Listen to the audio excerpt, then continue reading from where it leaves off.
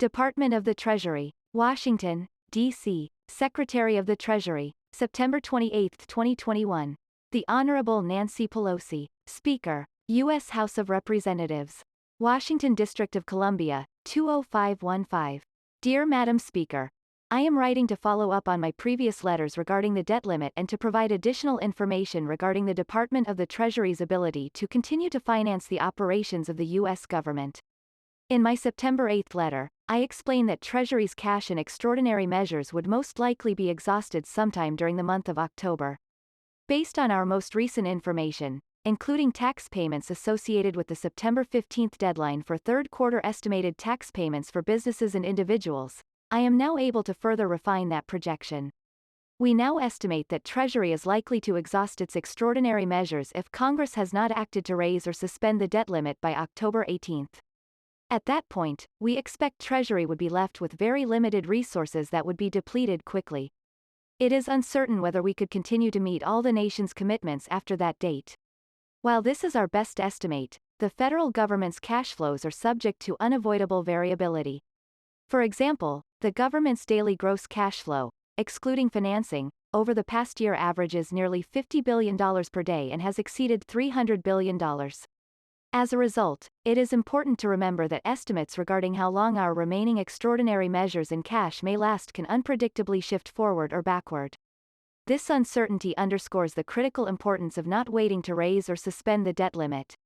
The full faith and credit of the United States should not be put at risk.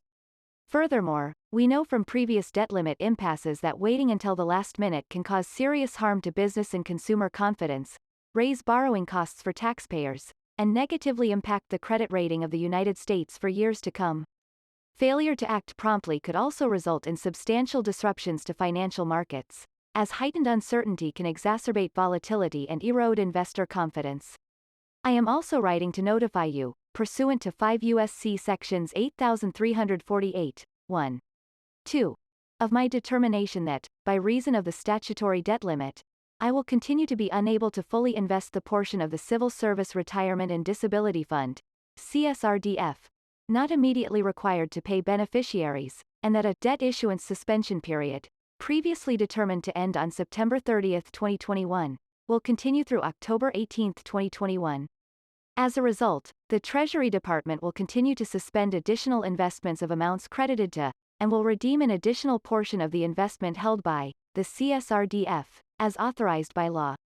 In addition, because the Postal Accountability and Enhancement Act of 2006 provides that investments in the Postal Service Retiree Health Benefits Fund, PSRHBF, shall be made in the same manner as investments for the CSRDF, the Treasury Department will also continue to suspend additional investments of amounts credited to, and will redeem an additional portion of the investments held by, the PSRHBF.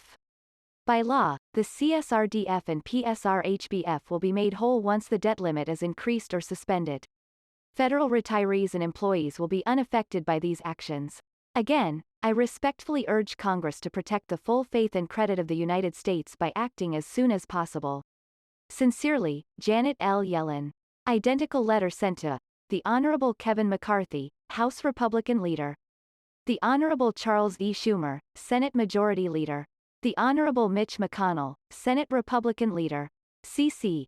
The Honorable Richard E. Neal, Chairman, House Committee on Ways and Means. The Honorable Kevin Brady, Ranking Member, House Committee on Ways and Means. The Honorable Ron Wyden, Chairman, Senate Committee on Finance. The Honorable Mike Crapo, Ranking Member, Senate Committee on Finance.